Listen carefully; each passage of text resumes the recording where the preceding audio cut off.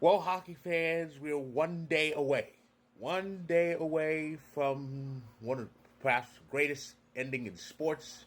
The Stanley Cup final is upon us, and it's a sequel. Yeah, it's for the first time in 16 years we are getting a repeat matchup.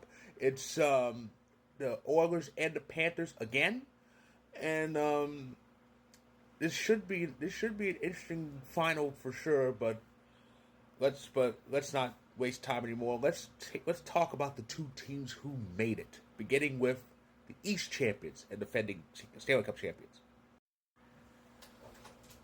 To borrow a line I've heard in cartoons, I don't know how they did it, but I know they did it. So the Panthers finished third place in the Atlantic, and they definitely didn't look like the same team they were last year. Yet somehow there was no somehow round one. They beat a Lightning team who we broke 3 years ago, who the Avs broke 3 years ago. And thanks to the Zebras' hatred of the Maple Leafs, the Panthers advanced in round two, and then round three they beat Carolina because Carolina can't win conference final series. That's just the law they have. But so Florida's in this thing for the third year straight, despite the fact that they are severely undermanned. I mean, the team is basically Barkov, Reinhardt, and Kachuk. That's it. I mean, who else in that team is of any importance? Verhaeghe's an offensive liability. Bennett can't do anything except deliver dirty hits and get penalties. He sure as hell can't put the puck in the net. Really, the closest thing to that big three I mentioned is most likely Evan Rodriguez. Because I remember Rodriguez last year, he had 4 goals in last year's final. If Bobrovsky hadn't had that, I forget, a Panther didn't win the Conn Smythe, but still, if McDavid wasn't like in complete God mode, and if Bobrovsky hadn't had his good postseason, we probably would have made a case for Conn Smythe. That would have been something. But yeah, Florida, that's 3 years in a row, and for the state of Florida, that's 6 years in a row in the final. They are really that state is really becoming like the area where their opponents are from. I could actually ask the same thing regarding the Oilers, how they get here, because they look very messy, especially at the end. It didn't look good for them. It really did not look good for them, and yeah, and yes, I was one of the people who were fooled into thinking, well, Kings are going to beat them. Kings have home ice.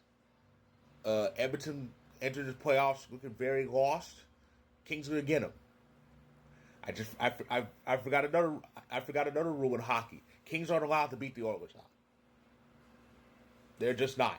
And the embarrassing thing was, even the embarrassing thing about that was, Edmonton basically spotted those first 2 games to the Kings, even though Edmonton almost came back to win game one, even though they were down by 4.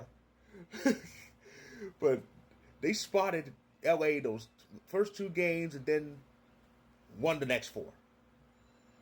So they continued their ownership of LA, and then from there they just, oh boy. After losing their first 2 games overall in this year's playoffs, they went 12-2 in the games that played after that. 12-2. And honestly, the crazy thing is, if they had completed that game one comeback, we probably would have needed game 6. It would have been 4-1, 4-1, 4-1 across the board for Edmonton. A 12-3 record. The Oilers actually have a chance to kind of match their past records in Cup Finals long before. And it's wild that they're doing this. It's wild that they're doing this. McDavid and Draisaitl, the two-headed monster, they're doing what They're doing what McDavid and Drysdale do best, just dominate. Um, Ryan Nugent-Hopkins has another chance. Corey Perry has yet another chance. I find I find the story with Corey Perry interesting. They talk about, well, he's been in so many finals. We forget he actually has a cup. But I think the reason why is it was so long ago. It was 18 years ago. Vander Kane, Darnell Nurse, a lot of usual suspects were there. Stuart Skinner's playing his keister off. The one thing is Zach Hyman's out for the playoffs because of some dirty hit earlier. I think some dirty hit in round 3, so Hyman is out. Won't be in the final. Won't be playing the final. So yeah, it's a hell of a story for the Oilers, and the way they just did it, it's just crazy and wild. So yes, the final is all set, and the schedule is as follows: Game 1 tomorrow. Game 1 tomorrow in Edmonton. Yes, Edmonton has home ice in this. Edmonton is home ice this time. Last year it was Florida with home ice over Edmonton. Game 1 is tomorrow. Game 2 is Friday, and then the series will switch back to Sunrise for games 3 and 4. Game 3 is Monday, June 9th. Of course, June 9th is a special day for us Avs fans. And Game 4 is on Thursday, June 12th. And then if needed, the final will switch back to Edmonton on Saturday, June 14th for Game 5. And then on Tuesday, June 17th, if needed, it'll be back in Sunrise on Tuesday, June 17th. And then Game 7 in Edmonton, if needed, Friday, June 20th. This year, the entire Cup final will air on TNT and simulcast on True TV and stream on Max here in the States. It's Turner's turn this year. It's part of that agreement with them and ESPN. So yeah, TNT will have this final, and it's going to be an amazing final. I just know it. I think somehow it will top last year. And I said even though last year's matchup went 7, but that was only because Florida almost blew it. They were up 3 games to nothing, and then they lost the next 3, and Game 7 was needed.